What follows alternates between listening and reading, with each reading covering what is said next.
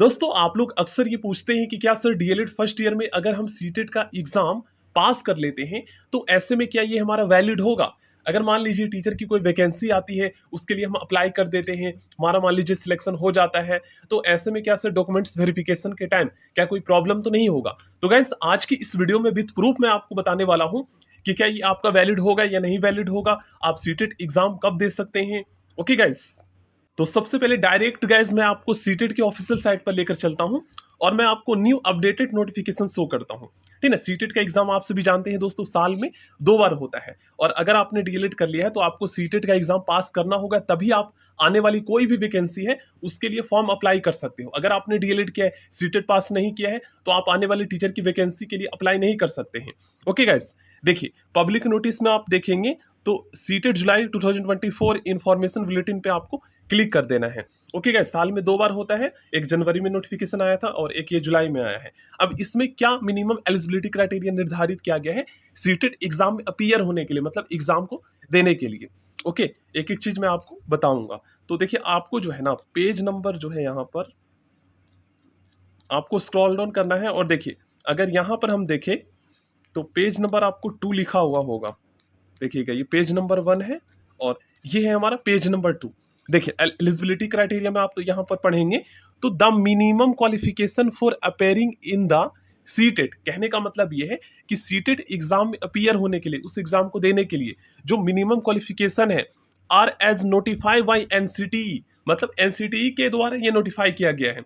अब एनसीटीई क्या है दोस्तों, तो एनसीटीई का फुल फॉर्म होता है national council for teacher education, और ये केंद्र स्तर पर दोस्तों एक संस्था है जो कि इंडिया में टीचर एजुकेशन में कुछ भी बदलाव को जो है ना निर्धारित करता है। जैसे डीएलएड, बीएड, बीटीसी, कोई भी टीटीसी कोर्स हो, यही उसको मान्यता देता है, यही उसको रद्द करता है। कुछ भी चेंजेस किए जाने हो तो वो एनसीटीई करता है, ठीक ना। तो इसी को सीटेट को फॉलो करना पड़ेगा, एनसीटीई के रूल को।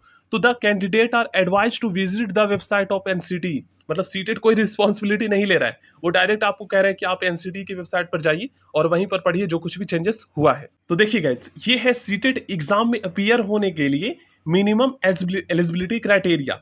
ये दोस्तों एनसीटीई के द्वारा अगस्त 2022 में ये नोटिस जारी किया गया है, और आप लोग पढ़ेंगे, मैं एक एक चीज आपको समझाऊंगा। देखिए clarification regarding eligibility for appearing in CTET. दोस्तों काफी ज्यादा स्टूडेंट इस पर कंफ्यूजन में रहते थे, तो इसलिए दोस्तों ये जो है एनसीटी ने इसको क्लियर कर दिया। यहाँ पर देखिए ये मामला जो है सुप्रीम कोर्ट तक चला गया था। देखिए पैरा 2 आप पढ़िए, यहाँ पर क्या लिखा हुआ है, यहाँ पर it is clear from the order passed by supreme court of India, ठीक ना। ये क्लियर किया जाता है जो कि ऑर्डर पास किया गया सुप्रीम कोर्ट ऑफ इंडिया के द्वारा, ठीक ना, द्वारा, डेट अ कैंडिडेट, ध्यान से समझिएगा, that a candidate who has admitted in any of the TTC, TTC का मतलब है teacher training course. Okay guys, चाहे वो डीएलएड हो सकता है, डीपीएससी हो सकता है, बीटीसी हो सकता है, या फिर गाइस वो बीएलएड हो सकता है, आईटीईपी 4 ईयर वाला हो सकता है। ओके गाइस, तो मतलब एक candidate who has been admitted in any of the TTC, जो एडमिशन ले चुका है, एडमिटेड का मतलब, एंड अंडर गोइंग का मतलब है उस दौर उससे गुजर रहा है, मतलब उस कोर्स को परस्यू कर रहा है। The teacher training course can be said to be pursuing, कहने का मतलब यह है कि अगर आपने एडमिशन ले लिया उस कोर्स में फाइनल और आप उस कोर्स को कर रहे हैं तो वो परसुइंग कहलाएगा। सच टीचर ट्रेनिंग कोर्स, ऐसे teacher training course and a fair reading of clause 5 second of the NCT guidelines, a person who has been admitted in TTC and is pursuing का मतलब है आप उसको कर रहे हैं, can appear in TET exam. अब टेट एग्जामिनेशन का मतलब मैं आपको बताता हूँ, इसका फुल फॉर्म होता है teacher eligibility test. Okay guys, और ये एग्जाम अगर सेंट्रल लेवल पर बात करें तो इसे सीटेट कहते हैं, टेट को सेंट्रल लेवल पर जो होता है। और स्टेट में बात करें तो जैसे यूपी में यूपी टेट होता है, बिहार में बी टेट होता है, एमपी में एमपी टेट होता है, एच टेट होता है, ये सभी। तो कहने का मतलब ये है कि अगर आपने डीएलएड में एडमिशन ले लिया है फाइनल, तो आपका वो परसुइंग कहलाएगा, और यहाँ पर आप लोग देख सकते हो pursuing and see can appear in TET examination, तो आप उस एग्जामिनेशन में अपीयर हो सकते हो और ये आपका वैलिड होगा।